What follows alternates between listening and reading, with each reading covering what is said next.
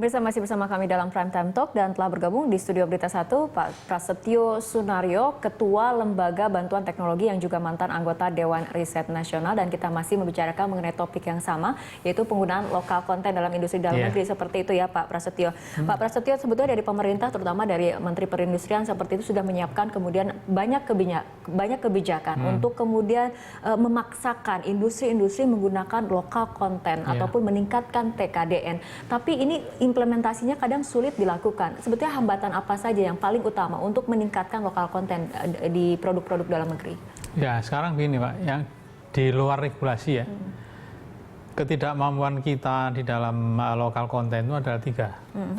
Satu adalah instrumen presisi, 2 instrumen dinamik.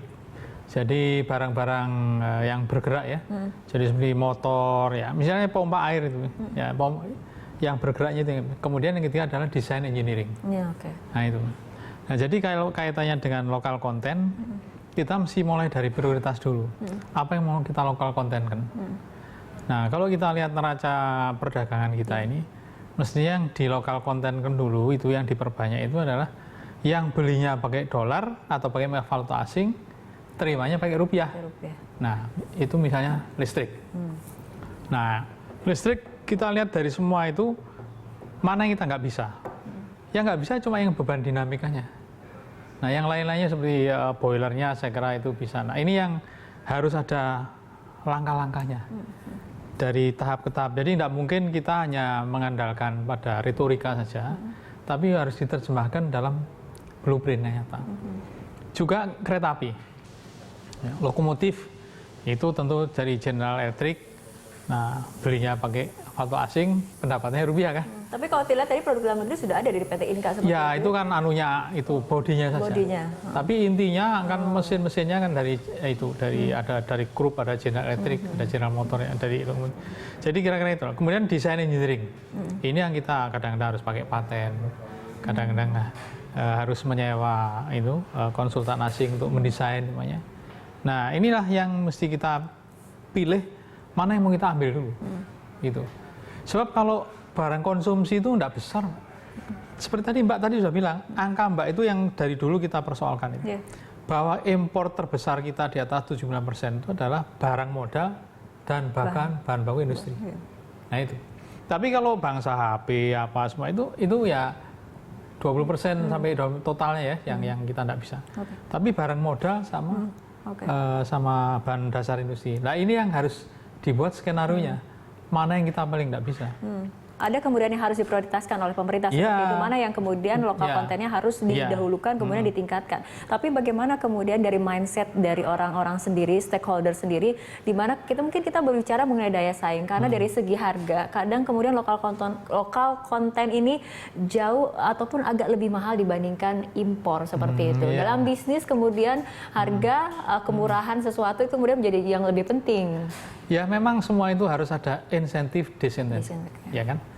Nah dulu waktu Pak Menristeknya Pak Kusmayanto itu tapi memang susah juga.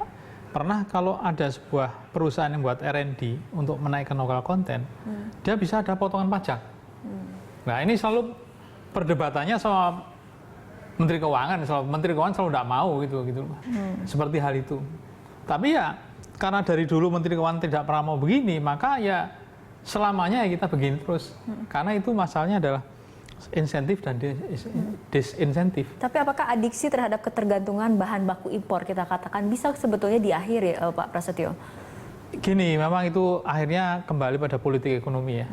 Karena kita kalau mencoba melakukan smelter, nah akhirnya dimensi politiknya ikut masuk di situ kan. Nah di sini memang harus ada political will, gitu. Ya kalau perlu ya kita minta dukungan rakyat, entah gimana caranya. Pak, semua parpol setuju lokal konten dinaikkan. Nah, ya itu kalau bisa begitu semua, ya kita jadikan isu lokal konten ini sebagai pembentuk solidaritas nasional, itu bisa saja, gitu ya.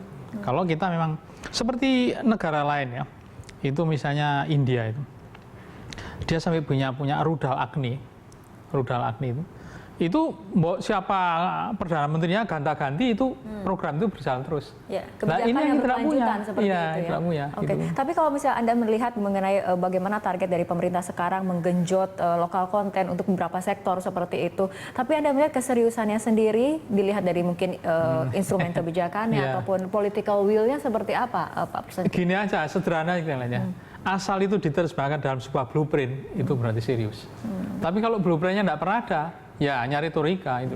Oke. Nah ini yang kita harapkan. Dan sebetulnya wacana mengenai menggenjot lokal konten ini kan tidak kemudian muncul sekarang kan. Kemudian tahun-tahun sebelumnya, pemerintahan sebelumnya juga sudah ada. Apakah pada saat wacana itu digulirkan, memang kemudian tidak pernah ada blueprint yang jelas seperti itu? Ya begini, jadi sebetulnya siapapun pemerintahnya itu harus lokal konten itu harus dinaikkan. Apakah ada globalisasi, tidak ada globalisasi, itu cuma seringkali begini. Ini sebelum masuk pada polosinya ya. Ketika orang bicara soal lokal konten, soal berdikari, nanti mesti ada orang kita sini ngomong, wah itu nasionalis sempit, wah itu ultranasionalis. Nah, ketika ada tekanan terus kita goyah. Gitu.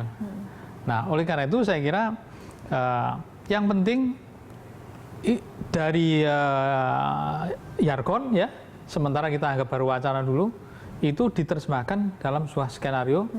Ya kalau perlu itu dijadikan undang-undang.